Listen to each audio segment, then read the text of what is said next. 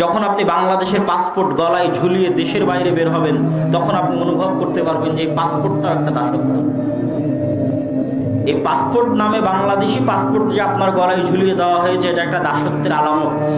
যে you R A slave, আপনি একজন দাস, গোলাম, সেটা বুঝতে পারবেন যখন এই পাসপোর্ট নিয়ে দেশের বাইরে বের হবেন। তখন আপনারা মনে কষ্ট নেবেন না।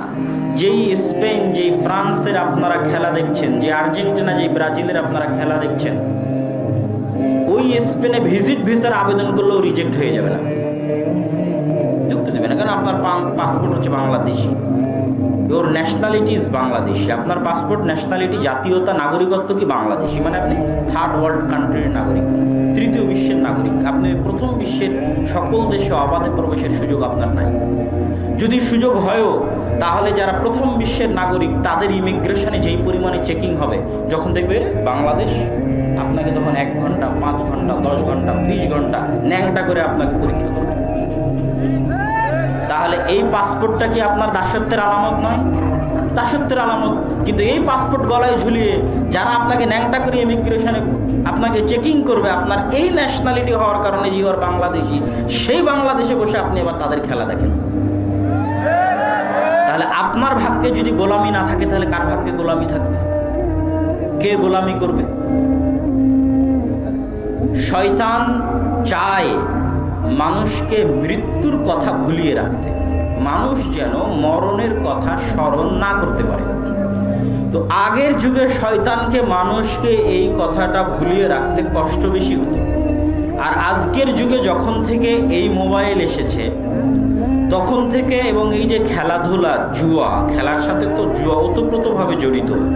এই বিপিএল, আইপিএল, ক্রিকেট, ফুটবল, বিশ্বকাপ, এই খেলাধুলার জুয়া এবং এই মোবাইল, সামাজিক যোগাযোগ মাধ্যম, টিকটক, ফেসবুক, ইউটিউব, এগুলো আসার পর শয়তানের জন্য সহজ হয়ে গেছে যে মানুষ যেন ভুলেও মনে না করতে পারে যে মানুষ একদিন মারা যাবে।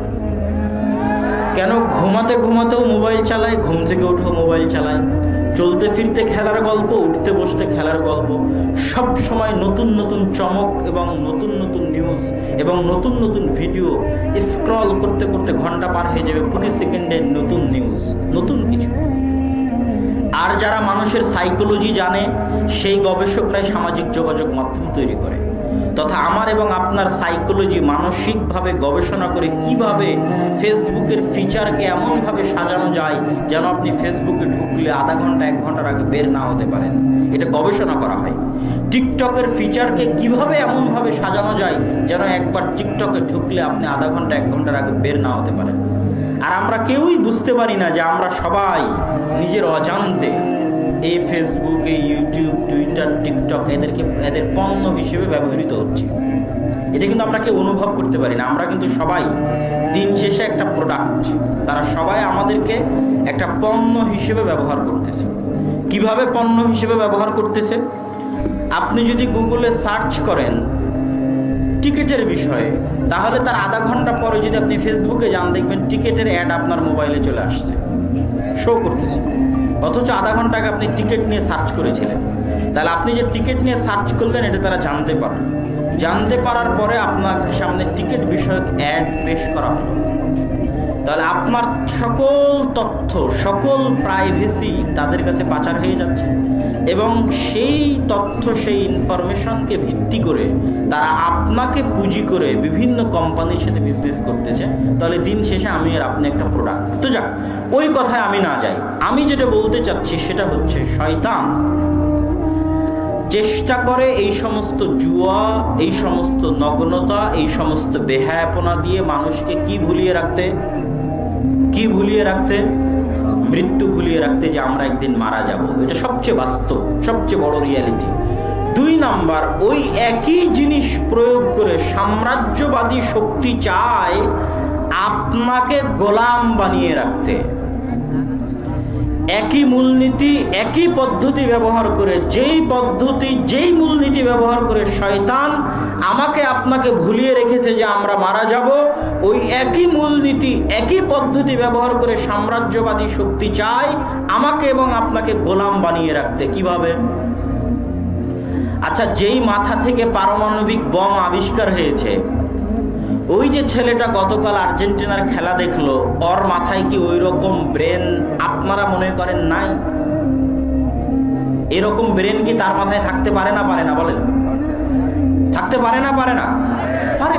গতকাল রাতে সারা বাংলাদেশে যত হাজার হাজার ছাত্র তাদের ব্রেনকে, তাদের সময়কে খেলার পিছনে কাটিয়েছে, তাদের মাথায় কি পারমাণবিক বম তৈরি করার ক্ষমতা থাকতে পারে না পারে। তাদের মাথায় কি চন্দ্র মঙ্গল গ্রহে যাওয়ার যন্ত্র তৈরি করার ক্ষমতা থাকতে পারে না পারে। তাদের মাথায় কি করোনা ভাইরাসের টিকা তৈরি করার মতো গবেষণা শক্তি থাকতে পারে না পারে।